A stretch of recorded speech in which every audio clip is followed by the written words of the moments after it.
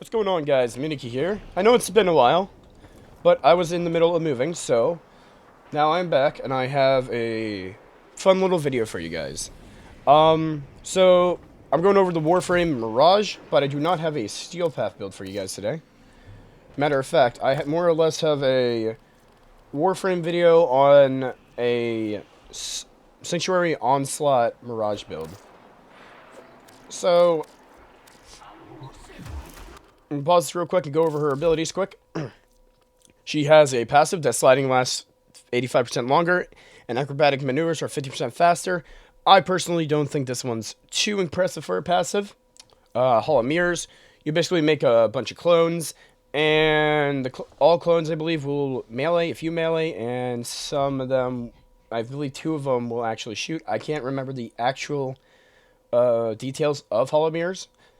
Sleight of Hand, which is going to be the one we're going over today, unironically, is basically makes you faster at reloading, I believe, and it also drops a little booby trap. But we have Explosive Ledgerman, which is the augment that we're going to go over in a minute. That is the bread and butter of this build. Usually she has Eclipse, which is a damage reduction and damage boosting ability, but we put Roar here just so we get a flat damage increase to Explosive Ledgerman, just because Eclipse doesn't actually go into that.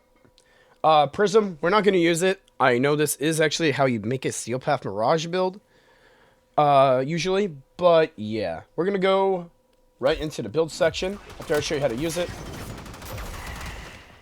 So basically, this whole thing is all about casting the second ability, and as soon as they get nearby, if they want to get nearby,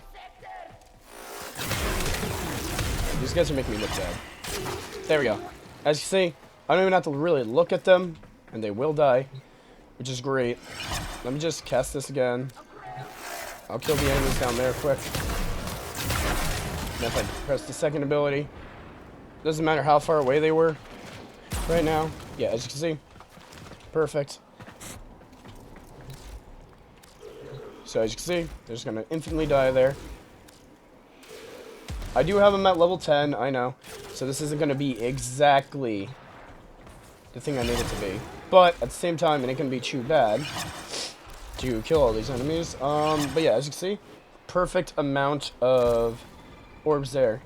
And these things have a 60-second duration that is not linked to ability duration. Anyways, for the build section, this is what it is. We have corrosive projection inside of the aura to make sure they have less armor, just so it helps us with killing them in Elite Sanctuary Onslaught. We have power drift for more ability strength, and you can read here for more of the mods if you really want to.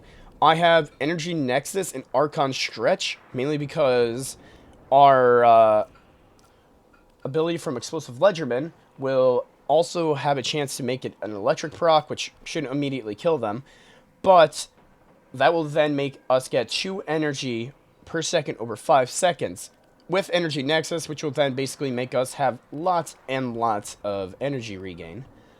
For the Arcanes, we have Arcane Impetus, unique status effects from abilities grant 4% ability strength and 2% ability efficiency for 20 seconds, which is pretty good, because now we get a little bit more efficient with our stuff, and obviously our strength of our abilities go up the more we kill. And Arcane Guardian would be kind of a survivability tool in case we were taking a lot of damage. But as you see, I'm still working on getting more Arcanes. But regardless, there is a few things you could do to make this build better. One of which is putting all the Archon mods in. I only have the one, Archon Stretch, like Archon Vitality, Continuity, because with Arcane Impetus, for sure, you'd get more benefits out of that, especially if this was ranked up. But Mirage really excels at having all the Archon mods for this build. But I'm not sure you just want to build your Mirage for that, so this one will work. Now, theoretically, I did have a Nourish build, which does help with Arcane Impetus quite a bit. Because what that does is gives us another unique status effect on top of the ability strength. But Roar at the end of the day will just increase the damage of this and all. I do want to say, though, you should probably have the Nadaruk equipped. Or mainly any weapon that doesn't require a lot of ammo refill. Which, like this, or the Fullman. You can get the normal Fullman, I believe, at Mastery Rank 8. I can't remember. But if you use those two weapons, basically you will not pick up any primary ammo. Because, 1, the Nadaruk has infinite ammo. And 2, the Fullman is a recharge weapon. Because you don't want to be able to pick up anything. You don't need a secondary slot. I just put the Epitaph here in case I really needed it. And any melee weapon would work. Personally, I'm using Reactive Dark Dagger for a shield regen if I really needed it. I also have Nautilus Prime, which I will have a video out on him eventually, on his build. But yeah, basically, this is not a Steel Path build. This is made just purely for Sanctuary Onslaught, which we are going to go into right now. Alright guys. So, we're in Elite Sanctuary Onslaught. So, this build is nice for ranking up your friends mainly, or anybody else in the lobby. I'm sure if you go into any Elite Sanctuary Onslaught to rank up weapons, you'll most likely find some kind of nuker in there, otherwise they're waiting for a nuker themselves. This one's quite nice. You just need to make sure you kill as many enemies as you can in the closest range as you can. But the way my explosive regimen is, these orbs will spawn within 47 meters of the cast area. I have Roar. I forgot to do Roar in the beginning, but it is all good. As you see, because I have the Nadaruk, everything will just keep dying. And if I really need to, I can just always use Reactive Dark Dagger to get a little bit more shields. Yeah. The whole thing about Sanctuary Onslaught is making sure your Sanctuary efficiency stays high. I completely forgot to use Roar in the beginning, which does kind of skew the absolute damage potential I should be getting. But at the same time, now that I have it, stuff is dying a bit quicker, and the status effects at the end of the day will just kill them too. If not, then everything else will just kill them, which ain't bad. But yeah, so as you can see, our Mirage is not really taking too much incredible damage, and even if she does, she has plenty of tools at her disposal to not die. As long as you keep Roar up too, and cast some new little explodey balls on the ground, they're all just gonna die.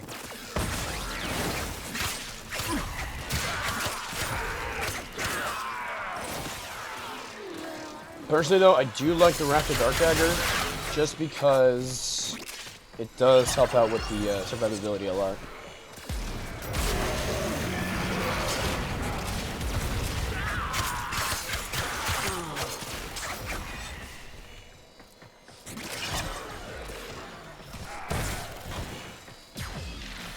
So yeah, like I said, just make sure you get through like higher levels of Sanctuary, Elite Sanctuary Onslaught on your own is also nice. Because there are, I believe, 2 main weapons that a lot of people go for, and they sell pretty high for Platinum.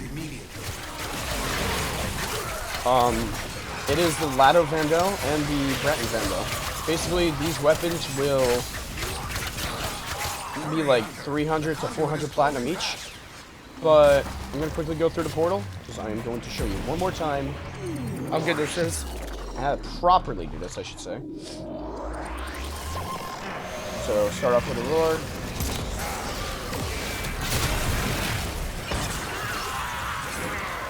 So, with a Roar. That's my Nautilus killing those guys right now.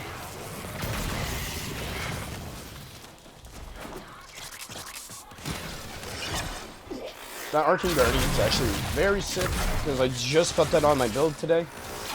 Just because my original Mirage build was a lot more squishier, and she would just die way too quick. The fact is, you know, my Mirage can kind of wet the floor with these people.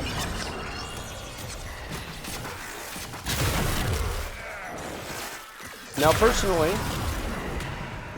I have heard people say that Explosive Regiment is a little weak, but at the same time, I don't think it's too weak. I think it's perfectly balanced.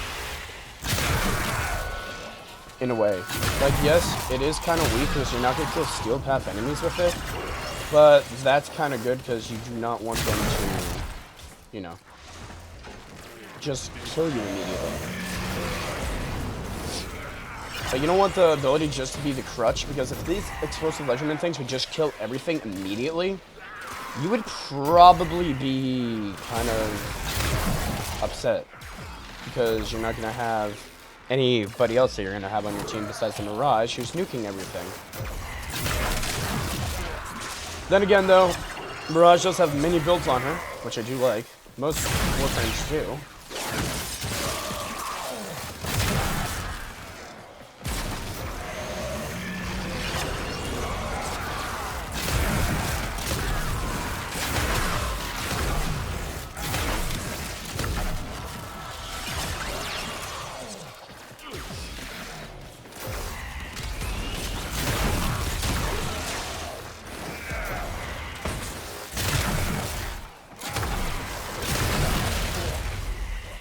So at the 20-second mark, we're gonna be getting out of this mission now. Well, not 20-second mark. When we're done with these 20 seconds, I will be ending the video, guys. Just because, there's nothing else pretty much to see. This can go to, I believe, level 120 enemies, maybe even beyond. As long as you just keep yourself aware, keep yourself somewhere they can't really get you. 'Cause literally, you could just hide with this build if you really wanted to. But yeah, guys, that's going to do it for this video. I will be recording a bit more videos today. You should be getting them roughly one video after the other. So yeah, I will see you all in the next one. Bye-bye.